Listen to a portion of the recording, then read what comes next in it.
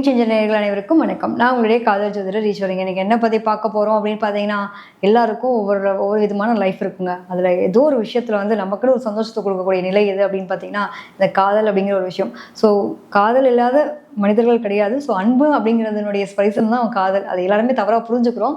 So அந்த காதல் நம்மளோட லைஃப்பில் என்ன மாதிரி இருக்க போகுது, எனக்கு காதலாக இருக்க போதா மோதலாக இருக்க போதா அப்படிங்கிறத பற்றின ஒரு விளக்கமான பதிவு தான் பார்த்துட்டு வரோம். இன்னைக்கு பார்த்தோம் அப்படின்னா துலாம் ராசியில் பிறந்த உங்களுடைய காதல் வாழ்க்கை எப்படி இருக்க போகுது அப்படிங்கிறத தெரிஞ்சுக்க போகிறோம். காலச்சக்கரத்தின் 7ஆம் இடம் சொல்லக்கூடியது பார்த்தீங்க அப்படின்னா துலாம். இங்கே வந்து சுக்கரன் தாங்க ஆட்சி அதிபதி. அப்போது சூரியன் அப்படின்ற கிரகம் நீச்சமடைகிறது, சனி உச்சமடையக்கூடிய ஒரு நிலை உண்டு. இதில் பார்த்தீங்கன்னா ஒரு 3 நட்சத்திரங்கள் இருக்குது.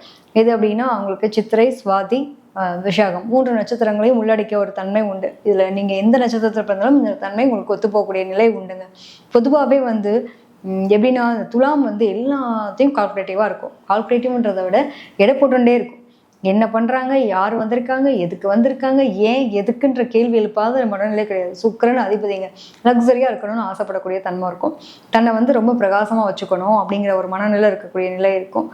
எதையுமே வந்து ரொம்ப என்ன சொல்லுதுன்னா ஒரு மாதிரி தன்னை சுற்றி இருக்கக்கூடிய ஒரு நிலையில் நான் இப்படி தான் இருப்பேன் அப்படின்னு ஒரு சில கம்போர்ட் ஜோனில் இருக்கக்கூடிய தன்மையெல்லாம் யாருக்கு இருக்கும் அப்படின்னா துலாத்தில் பிறந்தவங்களுக்கு இருக்கும். இவங்களை பொறுத்த வரைக்கும் இவங்களோட லவ் லைஃப் எடுத்துட்டோம் அப்படின்னா பொதுவாகவே சுக்கிரன் அதிபதியாக கொண்டவங்கன்றப்போ ரொம்ப லவ்வபுளாக விரும்பக்கூடிய நபர்கள், அதாவது லைஃப் பார்ட்னர்லாம் கொடுத்து வச்சவங்கன்னு சொல்லலாம். என்ன காரணம் அப்படின்னா ரொம்ப அட்டாச்மெண்ட்டு இருக்கக்கூடிய தன்மை இவங்ககிட்ட இருந்துகிட்டே இருக்கும். தன்னோட லவ்வருக்காக, அதாவது ஏன்னா இவங்களுடைய 6ஆம் இடத்துல பார்த்தீங்க அப்படின்னா சுக்கிரன் வந்து உங்களுக்கு உச்சமடையக்கூடிய நிலை உண்டு.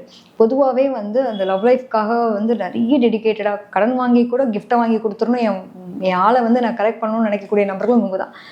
அவங்க வந்து ரொம்ப ஒரு ஜாலியாக இருக்கணும், தன்னுடைய இடத்த வந்து ரொம்ப மகிழ்ச்சிகரமாக வச்சுக்கணும் அப்படின்னு எதிர்பார்க்கக்கூடிய ஒரு நபர்கள். தான் மட்டும் இல்லாமல் தன்னை சுற்றி இருக்கவங்களும் அப்படி இருக்குன்னு எதிர்பார்ப்பாங்க. அதுக்காகவே வந்து தன்னுடைய பார்ட்னருக்காக நிறைய அவங்கள சந்தோஷமாக வச்சுக்க, தன்னை சுற்றி இருக்கவங்கள சந்தோஷமாக வச்சுக்கிறதுக்காக நிறைய டெடிக்கேட்டடாக இருக்கவங்க யார் அப்படின்னா